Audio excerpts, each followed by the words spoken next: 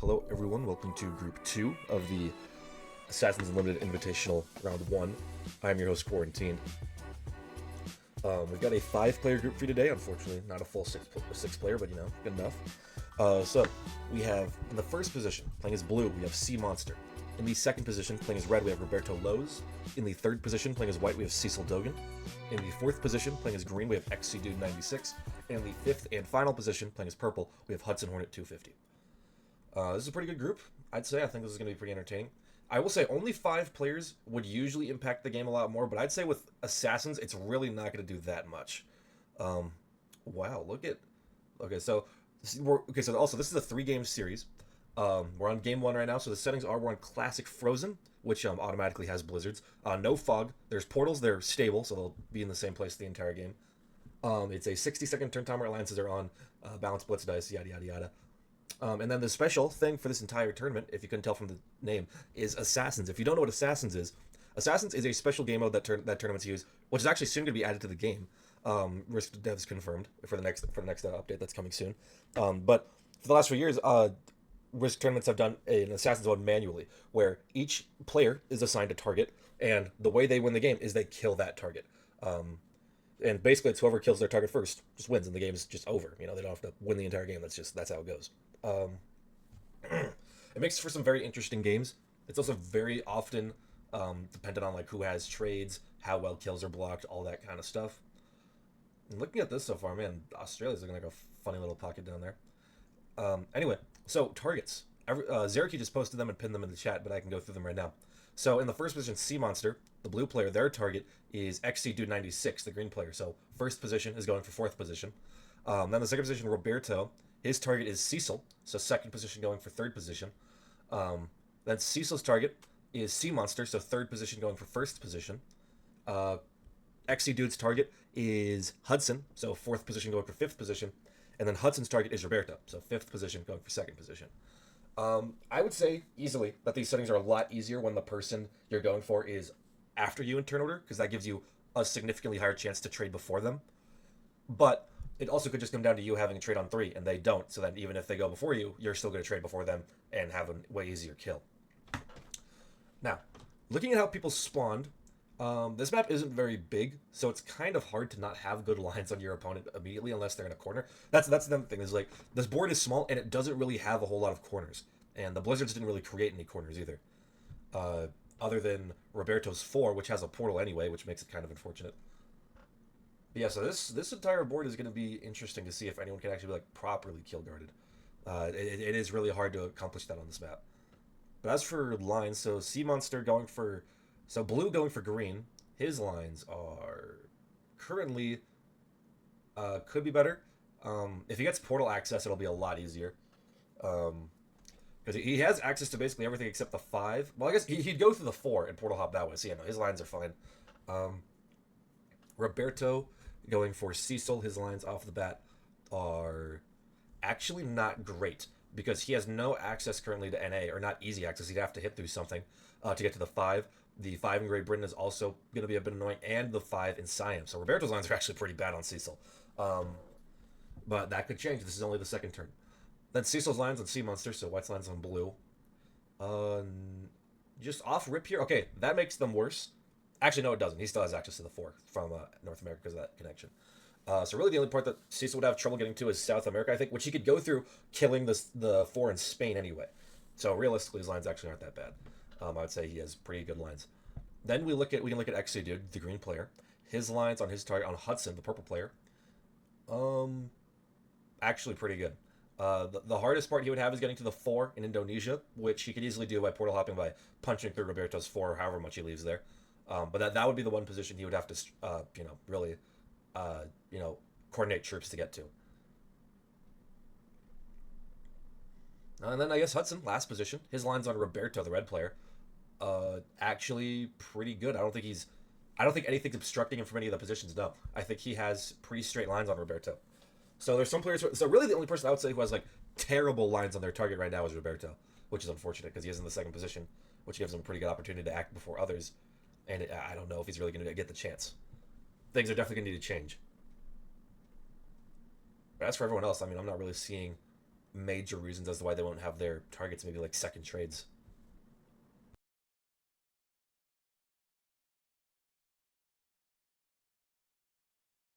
Yep, 5 player game. That means that okay, Chet keeps moving his screen a little bit. I better move mine over. Okay, I don't know if I can. I better hold on. Let's move this frame because he's gonna keep doing that. So we're just gonna move like right there. All right, that should prevent him moving the screen around from obstructing our view too much. Um, so yeah, it is a 5 player game, Clive. Unfortunately, we're not able to get a sixth. No one no showed. It just this group was just 5 players from the beginning, um, which will be interesting because that means the third game is going to be a 3 player game. Uh, which I mean, to be fair, it's a zombies, so like. But the thing is, if in a 3 player Assassins game, everyone knows who has each other. Like you, like it's literally like you. It is literally completely easy to deduct. Like you have a target. That means they can't have you because then no one would have the third person, and it's just like it's very easy to figure out the triangle pattern there.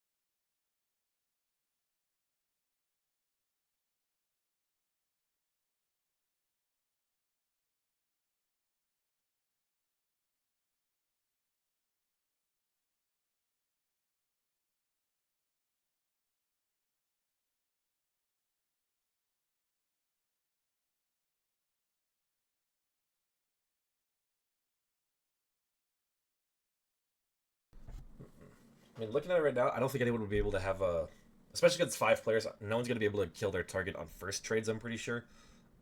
Second trades maybe, because like you don't have to worry about like going negative as long as you think you have a good chance at the kill. Then you can just go for it. Because as soon as you get that kill, nothing else matters. You win the game. Uh, so that really reduces the risk of it becoming like stalemate, like like Prague World Dom does.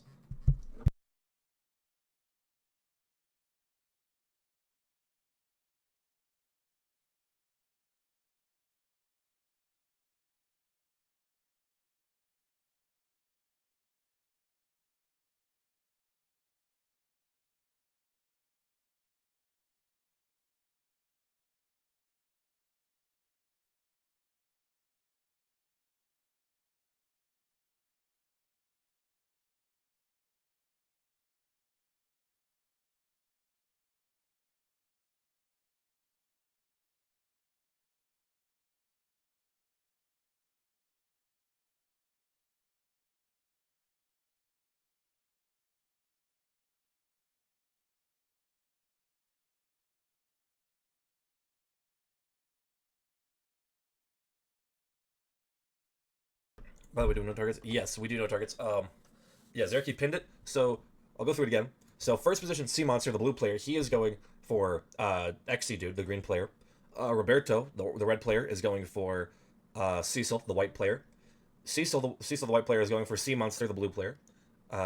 XC Dude, the green player, is going for Hudson, the purple player, and Hudson is going for Roberto, the red player. So you know. So first going for fourth, second going for third, third going for first, fourth going for fifth, and fifth going for second. I think Crackle had some like little icons that he was using yesterday to just have it like on the side. I wonder if I can ask him for those.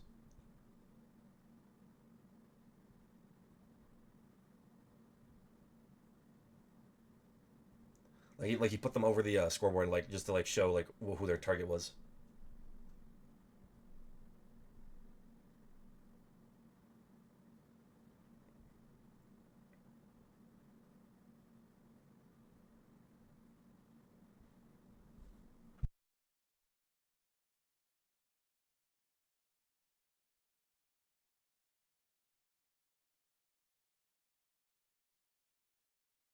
Ooh, Chad with the wild card. Might see some spicy stuff. Might see things get a little crazy. I mean, I think if no one goes for it before Chad does, that trade on three probably wins him the game, if I had to guess. Because I mean, even in 15 players, it'd only be a 15 trade, but like, I'm pretty sure that if no one else wins before him, he could probably just win with that. I don't think the kill on Hudson is obstructed that much. I think he'd have it. Maybe it maybe be close, but I'm pretty sure he'd have it.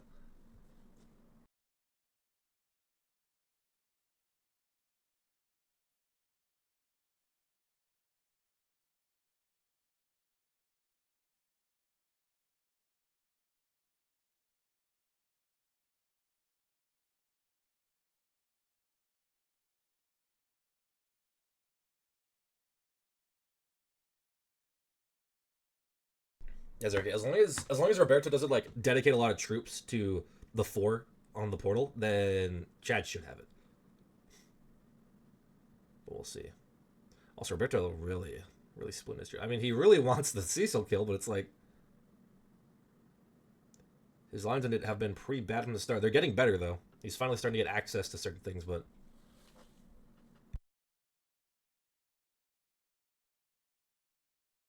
like now he can get to the eight and Siam without having to hit a stack. But he doesn't have a stack pointed at it.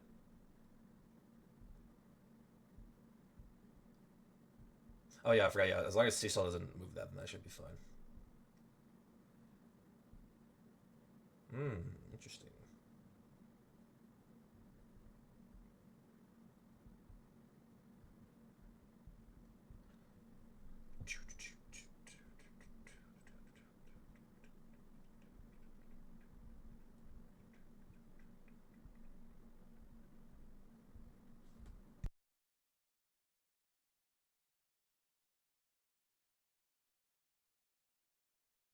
Well, to be honest, Clive, it's hard to block anything on this map. This map is just too small and doesn't really have any. It doesn't really have any corners. It depends on the blizzards. Like Japan would be a good kill guard spot right now, but it's like it doesn't matter because Roberto had access to it from the beginning. I think game two is a lot better. Like if you're looking to like actually think about it in kill guard like targets, Atlantis is way better for that. So I think next game there should be some, or else they're probably throwing. Um, in my case, we could have blocked easily, maybe. If it was very obvious, then maybe yeah. And then game three is kind of just don't get fucked by the zombies and you probably win. Like that's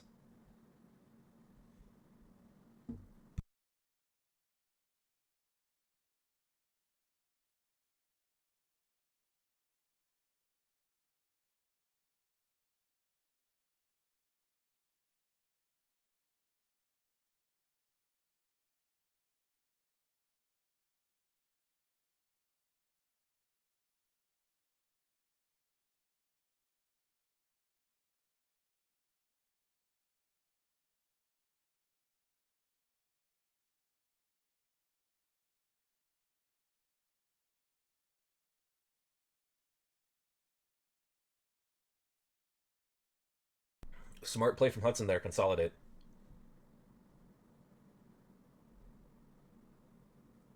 That might be enough to keep him alive. It probably will be, to be honest. I think that screws up Chad's plan entirely.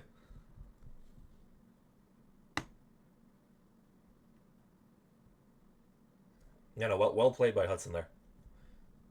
All right, do we see any trades? Nothing from Sea Monster. Looks like nothing from Roberto either.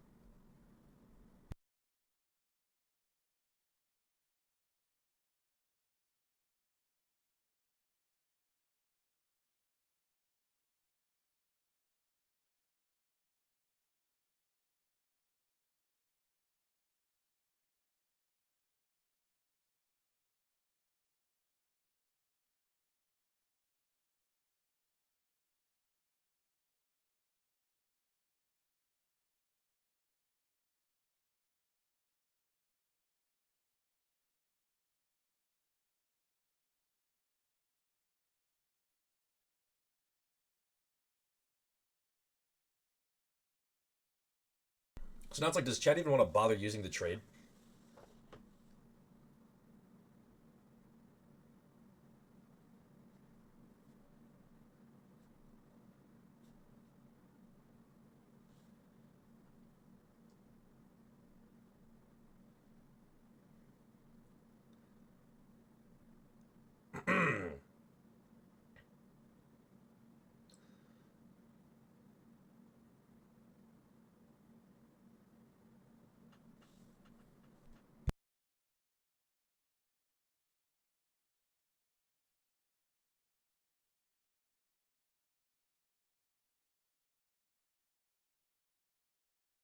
All right, Hudson's going for it. Or not. No, he's just living. Interesting. No, he is. Why? What's the 12 for? I don't get it. What's the 12 for? Why did he add there? I don't get that at all. I don't get that at all. I don't know why he added to the 12. How did he do that?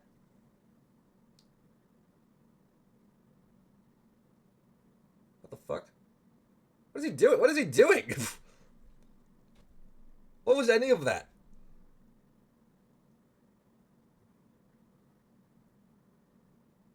What was any of that?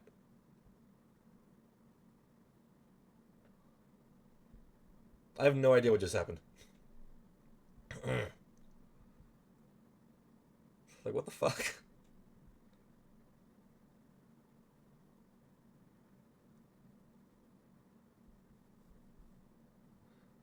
It's not even that he underestimated the amount. That was like, yeah, I was like, why hit the white dude? He didn't even underestimate the amount. He completely misplaced, mispathed. I have no idea what just happened there. Like, what was the 12 doing?